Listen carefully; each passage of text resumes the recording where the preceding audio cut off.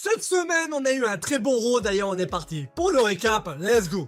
Et on commencera avec Paul Heyman et Brock Lesnar qui montent sur le ring accompagnés de Flick. Paul nous explique qu'ils sont là pour empêcher Brock Lesnar et Oba de se foutre sur la tronche, puis il enchaîne en disant que Oba Femi est complètement con car il préfère combattre Brock au lieu d'aller chercher un titre à SummerSlam. Puis après ça, nous avons Oba Femi qui débarque, il bousille tous les flics et il nous dit que non, il est pas con car quoi qu'il arrive, Brock Lesnar l'aurait empêché de gagner le titre en intervenant dans son match. Bon, personnellement, j'ai l'impression de déjà vu, mais par contre, j'ai bien aimé l'explication de Oba. Puis après ça, on enchaîne avec Roxanne Perez contre Io Sky dans un match. Et on a eu un très bon match. Évidemment, on a eu des interventions du Jugement Day. Et malgré tout ça, Roxanne Perez a perdu sur un roll-up. Puis après ça, on a une chose d'après-match. Le Jugement Day se sont acharnés sur Io Sky. Puis nous avons Sol Ruka qui est venu faire le safe. Mais à 2 contre 3, ça n'a pas suffi. Puis après ça, on enchaîne avec Maxime Tozawa et Otis sur le ring. Otis allait déclarer sa femme à Maxime Dupret, mais il se fait interrompre par Théorie. Théorie lui dit: t'es gros et dégueulasse, jamais une fille comme Maxime sortirait avec toi. Et ça énerve Otis qui ramène Austin sur le ring. Il commence à le tabasser, mais là Maxime arrive. Elle fait style qu'elle va l'embrasser. Et ça permet à Théorie de mettre un coup dans les parties. Puis après ça, nous avons Maxime qui donne un coup de poing américain et Théorie fracasse Otis.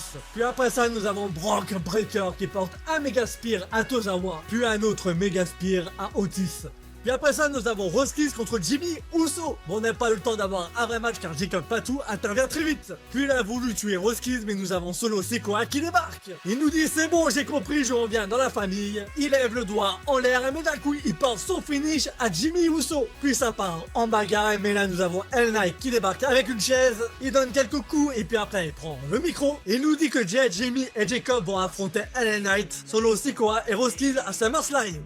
Puis on enchaîne avec le bucket match pour un challenger numéro 1 type de Penta. Tous les matchs étaient cool, en plus ça a duré 40 minutes et dans le premier match, Dominic gagne face à Joe Hendry. Puis après nous avons Javon Evans face à Dominic Mysterio. Pendant le match nous avons Dana Ozen qui vient distraire Dominic et grâce à ça Javon Evans gagne. On enchaîne avec Javon Evans et Dragon Lee. Et là réellement le match était pépite, ça sautait dans tous les sens, j'ai surkiffé. Et c'est Javon Evans qui gagne ce match. Puis après nous avons Javon Evans face à Rusev, là aussi on a eu un très bon match. Mais malheureusement pour le MVP c'est Rusev qui gagne. Puis après ça on a Chad Gable contre Rusev. Chad Gable arrive à porter un roll-up pour la victoire. Et pour finir nous avons Chad Gable contre Adam Page. Et Chad Gable arrive à faire abandonner Adam Page. Et on finit le show avec la signature de contrat entre Roman Reigns et Seth Rollins.